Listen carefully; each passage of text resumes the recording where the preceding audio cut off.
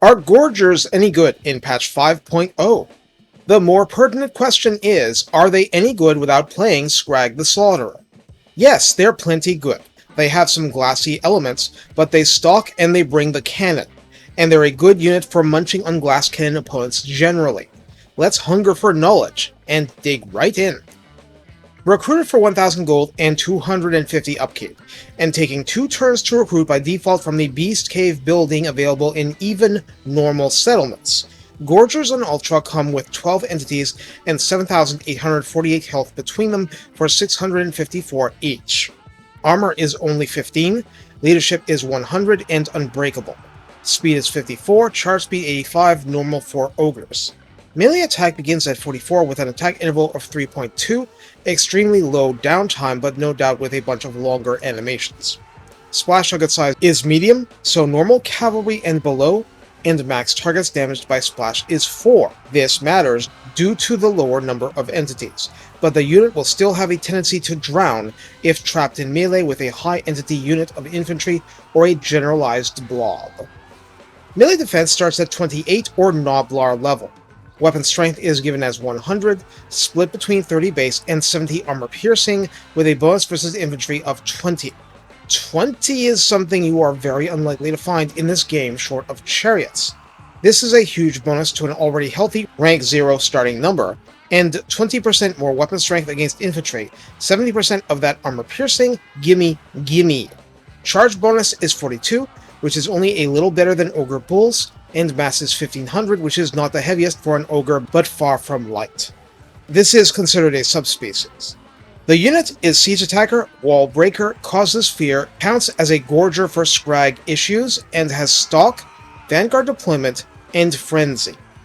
Frenzy on an unbreakable unit means that plus 10 melee attack, plus 10% weapon strength, and plus 10% charge bonus will never ever come off the unit, even when it's shot to pieces and there's only one left. And given 15 armor, that is going to come up.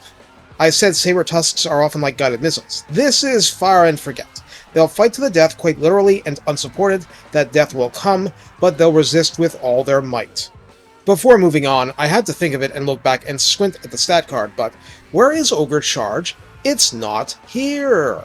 Gorgers will not retain half their charge bonus against braced anti-large infantry, they'll just lose it all. This is a serious concern for you, and you should try to avoid having Gorgers be the first in line against dedicated anti-large troops.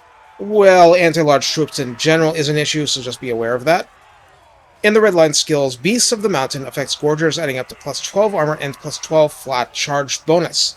Immediately we see 2 godsend boosts sent straight from the Great Maul. Gorgers now charge in harder and are less nickel and dimed, and when you start with 15, plus 12 is a big deal.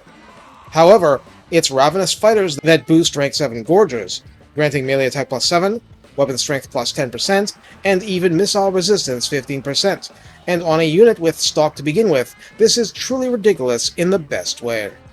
Just like I mentioned for saber tusks, Iron-Capped Teeth in the tech tree gives 5% more weapon strength, but there's one more boost. Live Bait reduces recruitment cost by 10% and boosts weapon strength by 20%, no rank limitation. That's a lot, folks.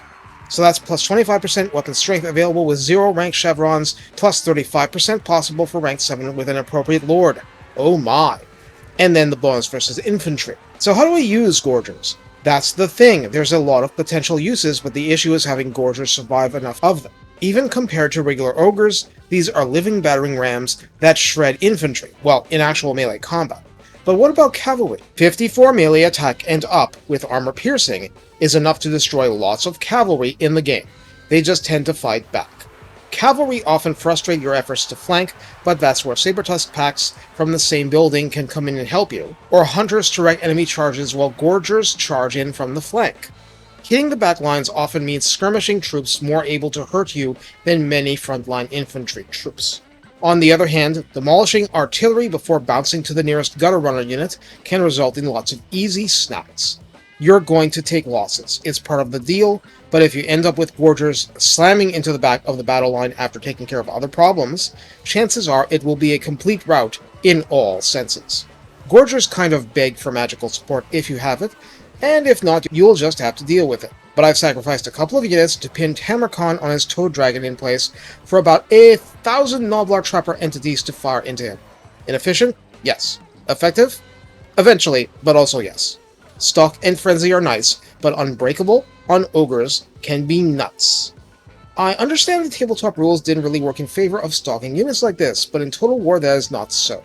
Ideally, you're using that to choose the engagements, not letting the engagements choose you. After that, chow down. Overwhelm isolated targets and let the routing begin. That's the idea anyway. Unbreakable aside, you'd like a line-holding unit to have a shield or more armor for when you aren't facing Dark Shards. This is not a line-holding unit. It's a monstrous infantry bestial unit. Against others of its ilk, it'll hit really hard and it'll take a lot of damage in return. Short of being shot to pieces by crossbowmen before entering the fray at all, they'll hurt anything they fight. It's just a matter of how much, so it's not a difficult unit to use in that sense. Just keep in mind, this is what casualty replenishment heroes were made for. You'll need them. One last thing, I understand that the unit had more models upon the launch of Warhammer 3, and the unit's performance was overtuned generally. Making them 12 makes things more balanced. Skrag gives them regeneration, which is arguably more effective on 12 models, but basically you need the ability to choose their engagements and have other options for the jobs they're not suited for. This is achievable, but you'll have to feel it out a little. Take care, and have fun unleashing the ravenous gluttons. It's not going to be as fun for their victims, but that's kind of the point.